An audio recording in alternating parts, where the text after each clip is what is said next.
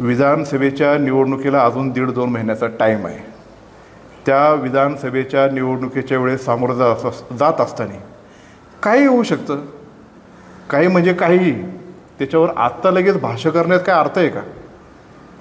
यदा कदाचित महायुती म्हणून आम्ही जेव्हा पुढं जातो आहे तर महायुतीतून सीट शेअरिंगवरून काय होऊ शकतं, यदा कदाचित दादा आणि साहेब एकत्र येऊ शकतात.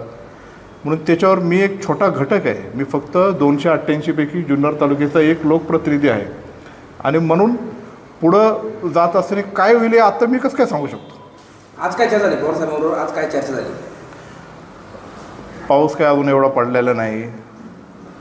मध्यंतरी पाऊस आला, जरा दुबार पेरणीचे संकट थोडं टळलं, पण अजूनही धरणाच्या क्षेत्रात पाऊस जोपर्यंत पडला पाहिजे होता, ज्या पद्धतीने धरणं भरली पाहिजे होती तशी काही झालेली नाही. काळ गुळून सोडलेला ॲक्सिडेंट झाला त्याच्याबद्दल चर्चा झाली.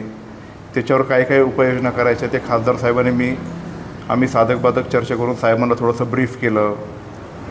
अशा गोष्टी झाल्या. मग नंतर डॉक्टर साहेबांच्या घरातले काय विषय, त्यांनी तो गाईचा गोठा केला आहे, 7 गायांचा गोठा आहे. तिथं काय काय वेगळ्या प्रजातीचे काय काय करतात, कशी ब्रीडिंग करतात, असं त्यांनी ती चर्चा केली. याच्या व्यतिरिक्त काय राजकीय चर्चा काही नाही झाली. अमोल कोल्हे आणि अतुल बेनके हे जुने मित्र आहेत आणि या निमित्ताने दोघांचा सूर सध्या जुन्नरमध्ये एक दिसतोय. तुतारीत जाण्याचे हे संकेत आहेत. मी अमोल कोल्हेचा जवळचा मित्र आहे.